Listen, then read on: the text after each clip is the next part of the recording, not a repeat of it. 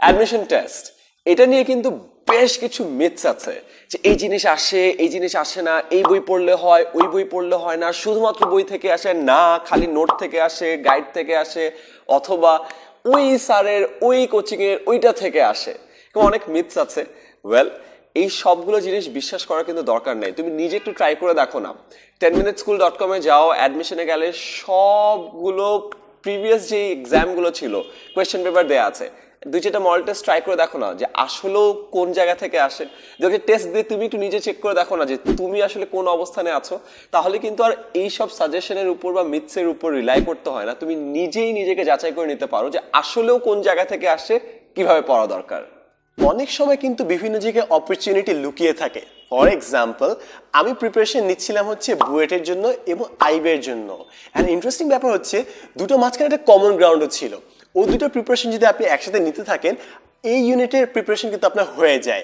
একদিকে সায়েন্স, অন্যদিকে ইংলিশটা হয়ে যায়। তো আপনি যেই ধরনের প্রিপারেশন নিচ্ছেন, দেখতে পারেন যে ওই দুই টাইপের পড়াশোনা মিলে কি অন্য কোথাও অপরচুনিটি আছে নাকি নাই। ভর্তি পরীক্ষা কতটা কঠিন, এটা মনে হয় এই 4 থেকে 6 মাস ভর্তি পরীক্ষার সিজনের সব থেকে জিজ্ঞাসা করা কোয়েশ্চেন। তাহলে আমি যখন স্টুডেন্ট ছিলাম, আমার কাছে এই কোয়েশ্চেনটা ছিল একদম সব থেকে উপরে। আমি আমাদের ভাইয়াদেরকে জিজ্ঞাসা করতাম, ভাই এখানে ভর্তি হওয়া কত কঠিন। দুই ধরনের উত্তর পাওয়া যেত। যারা চান্স পেত তারা বলতো আরে আমার কোনো ব্যাপারই না, হয়ে যাবে। আমি বুঝতাম যে এত সহজ। আর যারা কিনা চান্স পায়নি বা যেখানে চান্স পেতে চেয়েছিল ওখানে না পেয়ে অন্য জায়গায় পেয়েছে, তারা বলতো ভাই কি যে কঠিন আল্লাহ। এন্ড তারপর আমি কনফিউজড হয়ে যেতাম যে আসলে কি অনেক সোজা নাকি অনেক কঠিন। এগেন, এই জিনিসটা বোঝাটা আসলে খুবই কঠিন। যে যার পার্সপেক্টিভ থেকে বলে, কারো কাছে বুয়েট সোজা, কারো কাছে মেডিকেল সোজা, কারো কাছে আইবিএ সোজা, কারো কাছে আবার ইউনিভার্সিটি সোজা। এক একজনের কাছে জিনিসটা এক এক রকম। তো তুমি একটু নিজে যাচাই করে নিও যে তোমার জন্য কোনটা বেস্ট এবং ওইটা তোমার জন্য আসলে কতটা কঠিন। অ্যাডমিশনের সময় অনেকে আপনাকে বলবে যে ওই জায়গায় পরীক্ষা দাও, এই জায়গায় পরীক্ষা দাও, ওই জায়গায় পরীক্ষা দাও, সব জায়গায় পরীক্ষা দিয়ে বেড়াও, পুরো দেশ ঘুরে বেড়াও। এখন ব্যাপারটা হচ্ছে, আমি আমার সময় কেবল 5টা জায়গায় পরীক্ষা দিয়েছিলাম, বুয়েট, আইবে সহ 3টা জায়গায়। এতই ফোকাস ছিলাম যে খালি 5টা জায়গায় এক্সাম দিয়েছি এবং 5টা জায়গায় আমার হয়েছিল। তো এই ক্ষেত্রে আমার সাজেশন হবে যে জাস্ট দেশের ট্যুর দেওয়ার জন্য বিভিন্ন জায়গায় যেন আমরা এক্সাম দিতে না যাই। এটা করতে গেলে টিকিট কেনা, ট্রাভেলিং, অনেক এফোর্ট যায়, টাইম যায় এবং মনোযোগটাও নষ্ট হয়। এর চেয়ে সব জায়গায় পরীক্ষা না দিয়ে যেগুলো জায়গায় কনভিনিয়েন্ট ওগুলো জায়গায় যেন আমরা ফোকাসড হয়ে পরীক্ষা দিই, তাহলে চান্স অনেক বেড়ে যেতে পারে। আমরা আসলে এইচএসসি পরীক্ষা দিয়ে অভ্যস্ত, অথবা কলেজে আমরা টেস্ট দিয়েছি, প্রি টেস্ট দিয়েছি, প্রতিটা একটা নির্দিষ্ট টাইমলাইন ছিল যেটা আমরা অনেক দিন আগে থেকে জানতাম, যেটার কারণে আসলে আমাদের কোনো খুব একটা অসুবিধাও হতো না। প্লাস আমরা যেখানে যেতাম আমাদের সব ফ্রেন্ডরা মিলে একই টাইমে একই এক্সাম দিতাম। ভর্তি পরীক্ষার ক্ষেত্রে কিন্তু এই জিনিসটা একটু হলেও ভিন্ন। এক একটা পরীক্ষা এক এক সময় হয়, শুধুমাত্র এক এক সময় না, এক এক জেলায় হয়। এবং তোমার সব ফ্রেন্ড কিন্তু প্রতিটা এক্সাম দিবেও না। তো তোমাদের নিজস্ব একটা টাইমলাইন থাকা দরকার এবং এই টাইমলাইনটা কিন্তু যে কারোর থেকে আলাদা। তো সবার কিন্তু একটা স্ট্যান্ডার্ড টাইমলাইন নাই।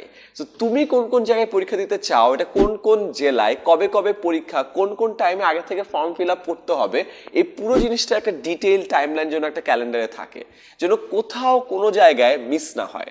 কারণ অনেকে ফর্ম কিনতে মিস করে ফেলে, অনেকে ট্রেনের টিকিট কাটতে মিস করে ফেলে, অনেকে ডেডলাইন দেখে যে আচ্ছা আজকেই সিলেটে পরীক্ষা, আজকেই খুলনায় পরীক্ষা, হায় হায় এখন কোথায় কোনটা দিব। তো এই জিনিসগুলোর জন্য আগে থেকেই সেট করা থাকে। তাই নিজস্ব একটা ডিটেইল ক্যালেন্ডার ভর্তি পরীক্ষার শুরু থেকে মেনটেন করো।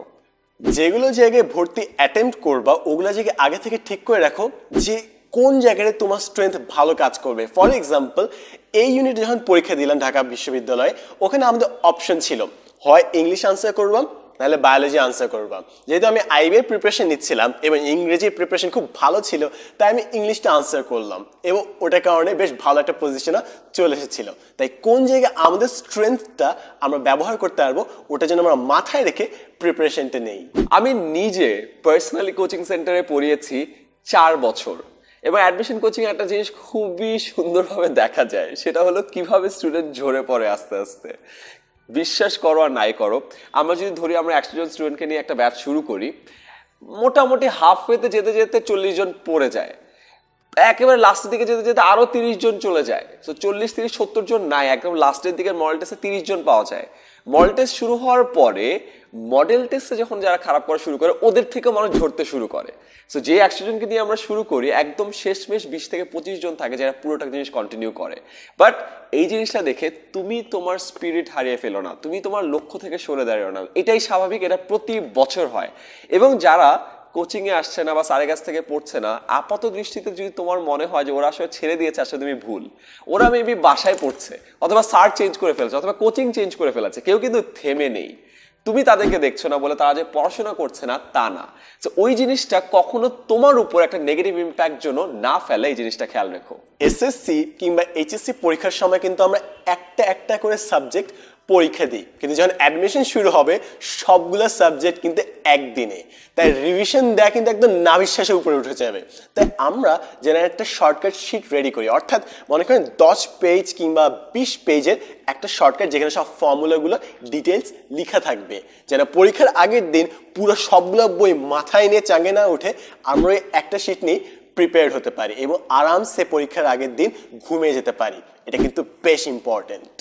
অ্যান্ড অলওয়েজ মনে রেখো, একটা কথা আছে, সেলফ ফুলফিলিং প্রফেসি। প্রফেসি মানে ভবিষ্যৎবাণী, সেলফ ফুলফিলিং প্রফেসি মানে নিজে নিজের ভবিষ্যৎবাণী পূর্ণ করা। আজকে এখানে বসে তুমি যদি বলো আমি চান্স পাবো, প্রতিদিন তোমার সাথে যে জিনিসগুলো হয় না, তোমার ভাইয়া বলা আরে তুমি তো ভালো, তুমি আসলে উপরে গেলা, তোমার প্যারেন্টস বলাই তোকে দিয়ে হবে, তুমি উপরে গেলা, কোচিং একটু ভালো মার্ক পেলা, তোমার মনে হলো তুমি আসলেই পারবা, তুমি একটু উপরে গেলা, গিয়ে গিয়ে অ্যাকচুয়ালি এক্সাম হলে যাবা এবং তুমি পারবা। আর তুমি যদি আজকে এখানে বসে ভবিষ্যৎবাণী করো যে আরে না তোমাকে দিয়ে হবে না, অনেক কঠিন, পরের দিন রেজাল্ট একবার খারাপ করবা, তোমার মনে হবে যে আসলে আমাকে দিয়ে হবে না, এক ফ্রেন্ড বলবে দোস্ত কি যে কঠিন, তখন তুমি বলো হার দোস্ত আমি জানতাম আমাদেরকে দিয়ে আসলেও হবে না, করে করে নিচে যেতে থাকবা, অ্যান্ড অ্যাকচুয়ালি এক্সাম হলের দিন যাবা এবং তোমার হবে না। তার মানে বুঝছো, আজকে বসে তুমি যদি বলো তোমার হবে, আস্তে আস্তে যে এক্সাম হলের দিন তোমার আসলেই হবে। এবার আজকে বসে যদি তুমি বলো তোমার হবে না, আস্তে আস্তে তুমি স্পাইরাল ডাউন করতে করতে করতে এক্সাম হলের দিন যাবা এবং তোমার আসলেই হবে না। সো এই জিনিসটাকেই বলে নিজের নিজের ভবিষ্যৎবাণী পূর্ণ করা। সো আজ থেকে এখনই এমন একটা ভবিষ্যৎবাণী করো যেটা কিনা ফুলফিল করলে তোমার ভবিষ্যৎ কমপ্লিটলি চেঞ্জ হয়ে যাবে।